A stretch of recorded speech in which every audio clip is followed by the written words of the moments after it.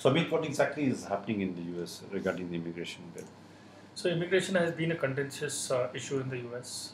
The 2012 election results actually cemented the fact that the Hispanic vote is very important, and it also votes in bloc. It is probably the fastest growing demographic in the US, and the need to address the issue of the illegal immigrants, which is more than about estimated 11 million in the US, would impact the way this bloc votes. And that's why there is a lot of political push this time behind getting some kind of immigration reform. Now, mind you, immigration reform there would cover, families, agricultural workers, healthcare workers, illegal immigrants, and technology workers. So it would be a blend of all four or five parts of the pie. Uh, but given the fact that there is a political push as well as there is a real need to address this, and that President Obama has made it as a part of his legacy that he wants to leave behind in the second term, we feel that immigration reform in some form or the other will move forward this time now.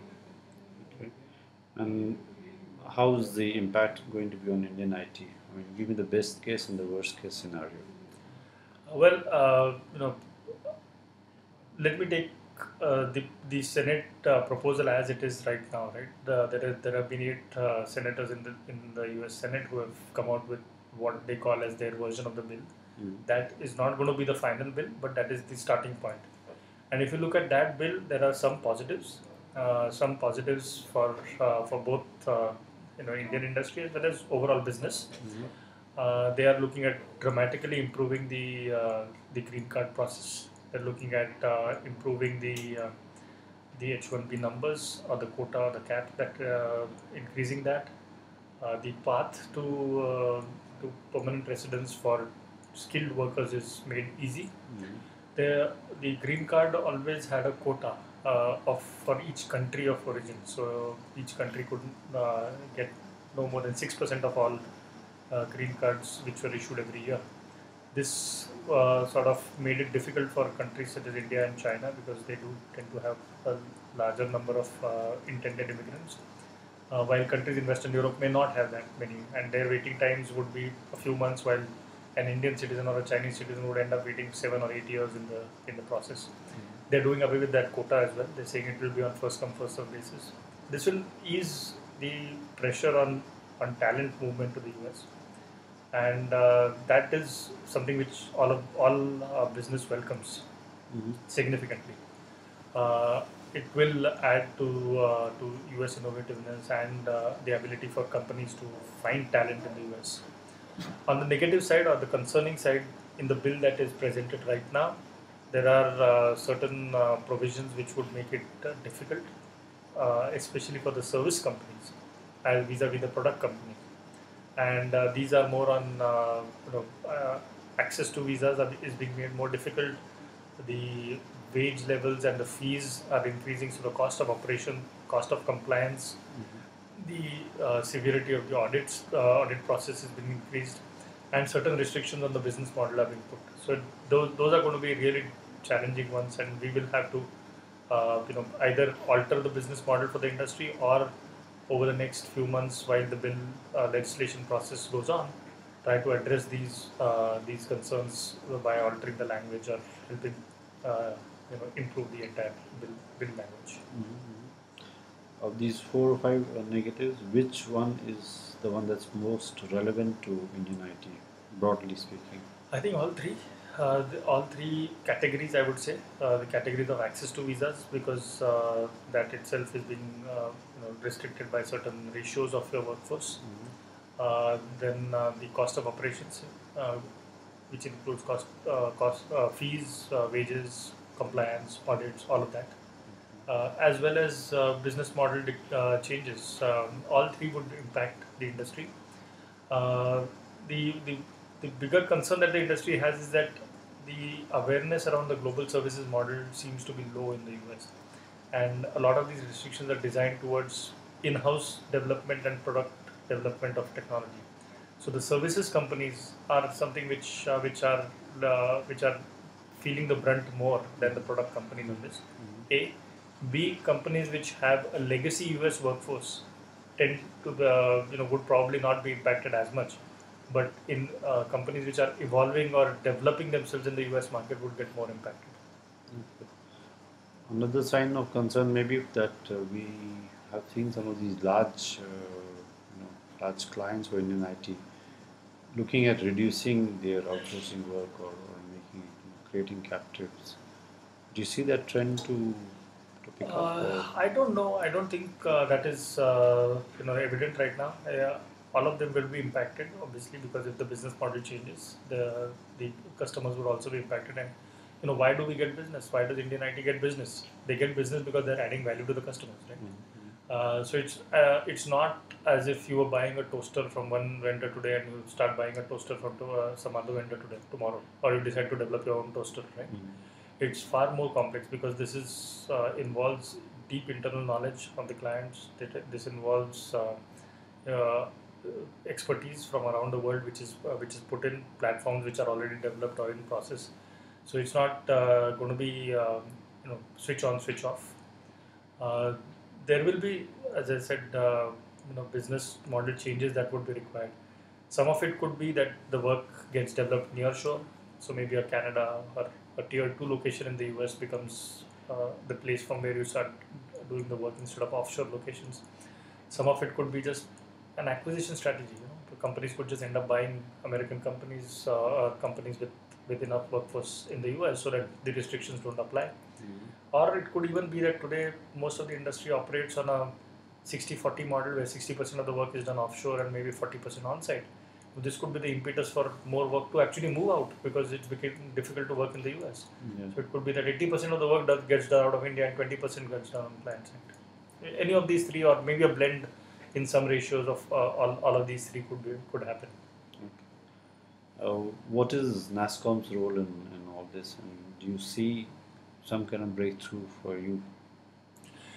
See, I think we've always been working on making sure that we invest back in the US and our companies actually make sure that they are part of the community and part of the overall US economy.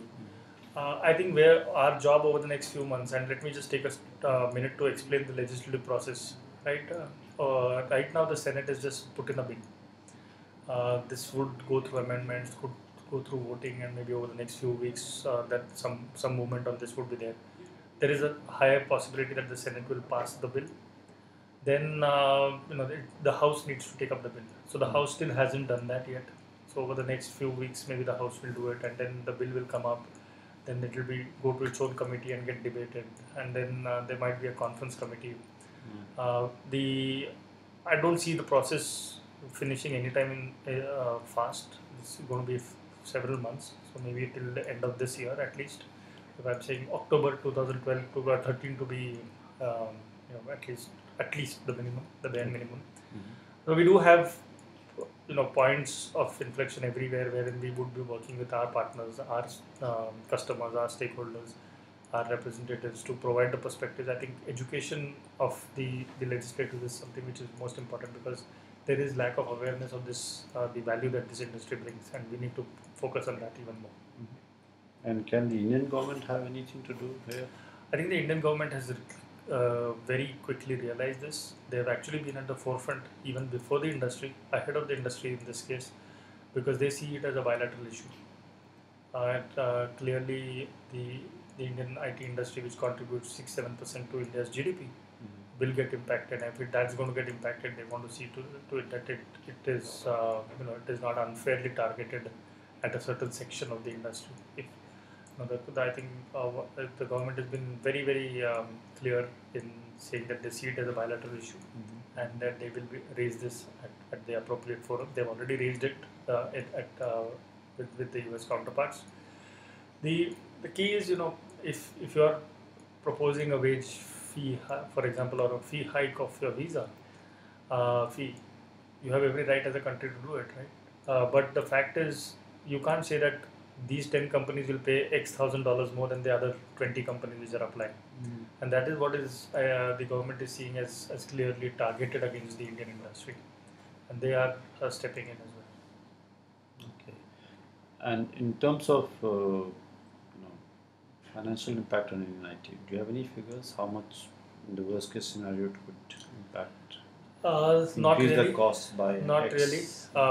We haven't done that because, as I said, it's a moving document. There is so much that is happening at the same time, and there are the tech industry is a very small component of the overall immigration bill. The tech industry will be maybe one of the 6 or 7 really big items that are being discussed and negotiated. Illegal immigration is politically and emotionally the most important and the biggest in the US. So how do negotiations go on that, and what would impact the bill language going forward? Today we are not even clear if the bill is actually going to become law. There is a possibility that in the House it may fail. So it might be a bit premature on just one preliminary bill that has come in to gauge the financial impact. Amendments are being put in as we speak, and at last count, I think some 281 amendments are proposed already. Okay. So it's a long process. Okay. And you talked about the business model changes in terms of acquisitions. Do you see that anyway happening as a way of growth for Indian IT? I think Indian IT industry has been conservative in their acquisition strategy. They have not acquired just to get market share. A lot of them have just acquired right in terms of either you're buying capabilities or you're buying some sort of reach which you do not have or not able to build yourself. So they've been quite selective and they've been conservative. I don't see this, drastically making them, moving them from their conservative front to become really very aggressive acquirers. But maybe if somebody is sitting on the fence, it's a 50-50 possibility of an acquisition, this may be that trigger which may be required to take them to the other side. And that's the way I see it. Okay. And in the worst case scenario, is NASSCOM looking at some tit for tat retaliation? So NASSCOM, you're giving too much credit to NASSCOM. We're just a trade body. What can we do? To influence the government to change I'm their. sure the government knows what's going on and they will take their own decisions. But no, we don't have that kind of influence.